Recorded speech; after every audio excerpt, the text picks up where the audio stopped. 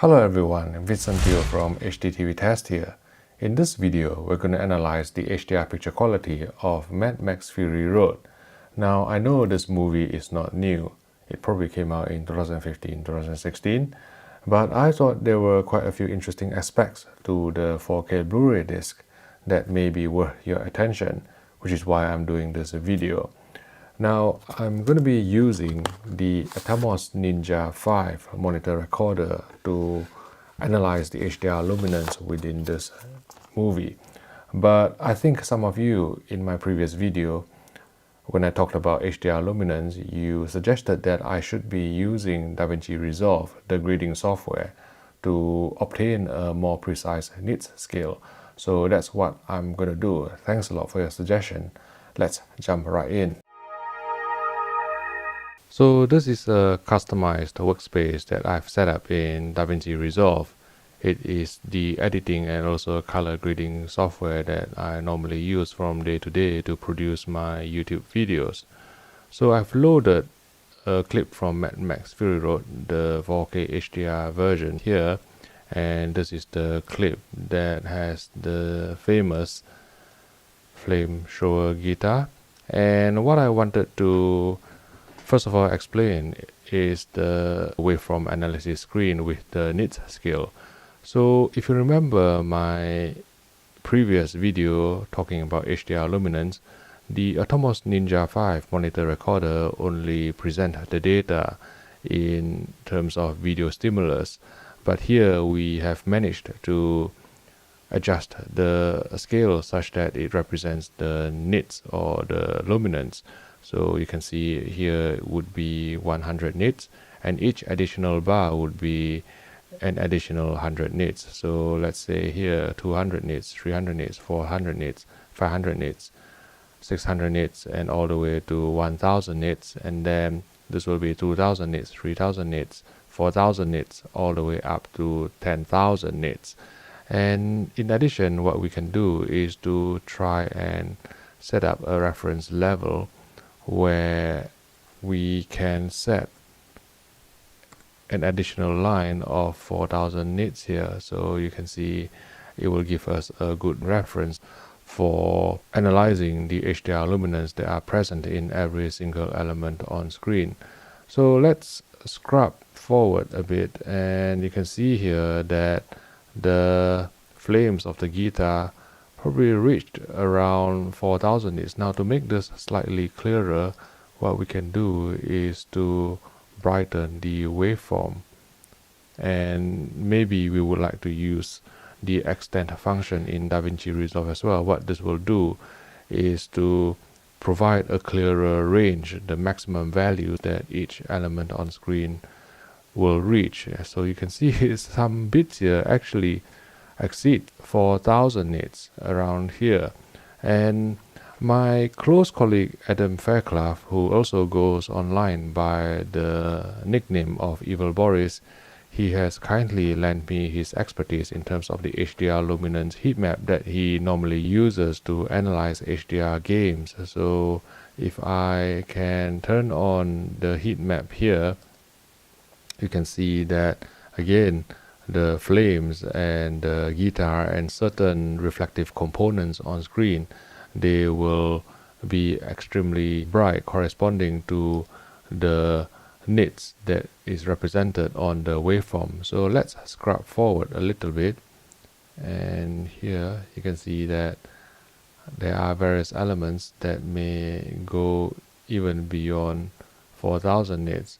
Now, what I wanted to focus here would be this really shiny reflection here along the vehicle. And whenever I watch Mad Max Fury Road, I have never failed to be impressed by this reflective light here. And the reason is because it's very, very close to 4000 nits, even probably exceeding 4000 nits. And if we actually go to the parade screen, you can see that the blue subpixel actually goes very, very close to 10,000 nits. And this is why in the metadata of the disk itself, the MaxCLL is actually more than 9,000 nits, actually very close to 10,000 nits, and it is caused by this blue subpixel here. So if I actually scrub forward and backwards, you can see that it is this blue component within this reflective. Again, let's use Adam's heat map to visualize. You can see that it's around 3000 and then jumping up to 4000 nits for the reflections along the vehicle here. So if I turn this off and if I can swap to the waveform. Oh, I need to explain too that for the waveform I'm only focusing on the luminance. I'm not using the RGB. If I switch to RGB, then it will actually represent all the RGB components on screen, but we are only focusing on luminance at this moment. So you can see that it is close to somewhere between 3000 and 4000 nits, probably 3500 nits here. But if you take the individual component, the blue subpixel goes up to near 10,000 nits, which is why the MaxCLL is close to 10,000 nits on this particular disk. But let's go forward. Again, if I turn on the heat map here, you can see just how impressive the HDR impact is on this particular scene.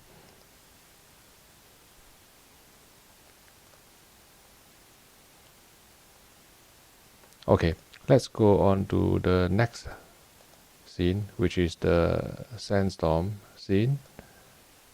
And if I can first of all switch the heat map off so that we can analyze the waveform in the first instance. So the lightning around say 3000 nits. Turn this on.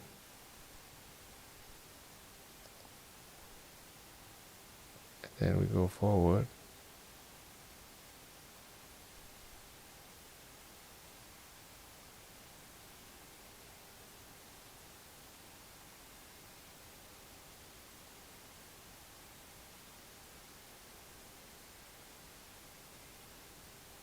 I probably should try and find a bookmark function in DaVinci Resolve to help me through this, but let's try.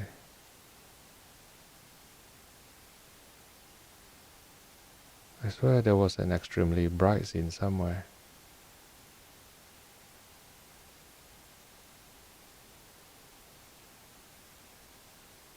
Right, just around here. Okay, you can see that it's 4000 nits and it's exceeding 4000 nits by a bit. If we go to the parade, it is still 4000. So the MaxCLL of above 9000 nits was actually generated by the previous scene where the reflection is. But in this lightning scene, you can see that if we analyze just the luminance and if we turn on the heat map, it's just So yes, I think this is a disk that fully utilizes the HDR luminance. I think Mad Max Fury Road, the 4K Blu-ray disc. First of all, I like using it because it's got a killer Atmos soundtrack, one of the best out there. And also there are several elements within the movie itself that allows me to immediately tell whether something is off with an HDR display or not. So because of the 4K upscaling process, the film grain is probably on the heavy side. So if you have a TV that can't produce clean HDR, then the film grain would be exaggerated. Or if you have undefeatable edge enhancement, the film grain would look extremely noisy. There are other things as well, but I digress. Let's focus on the task at hand, which is to analyze the HDR luminance. So if we go forward, right, again, I think I saw a lightning flash here. So reaching 4000 nits, right, and then if we turn on Adam's luminance heat map, right, you can see it here.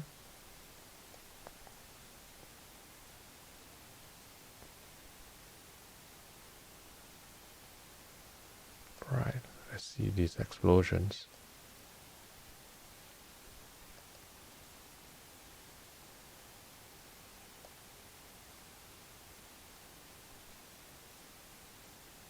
Okay, so that's the desert sandstorm scene, and the next one that I want to just pay attention to. I remember being quite impressed with the sun in this particular sequence here, because I think when I first got into reviewing HDR televisions, I started comparing HDR Blu-rays and SDR Blu-rays, and I think the sun here showed significantly less clipping than the SDR counterpart, and that's why I wanted to just find out how bright this is. And it is not as bright as I thought. It is only around 500 nits if you look at both the heat map system here, and also if you pay attention to the waveform. It probably reaches around, say, 200, 300, 400, 500, around 500 nits, which is verified by the heat map as well. So there you go. This is a very quick, I say quick, but we've probably run for about 10 minutes plus analysis in terms of the HDR luminance of Mad Max Fury Road. So hopefully you found this video useful. Now I don't know whether this video will gain any traction, because I think my previous video talking about HDR luminance using the Atomos Ninja 5 only gained around 15,000 views. So I'm not entirely sure whether an old movie like this will be able to generate much interest among you guys. But let me know your thoughts about my analysis, our analysis in fact, together with Adam Fairclough, Evil Boris, my close colleague who worked together on HDR analysis on this channel. Let us know your thoughts and what other titles you would like us to analyze. Thanks for watching, and I'll see you in the next video.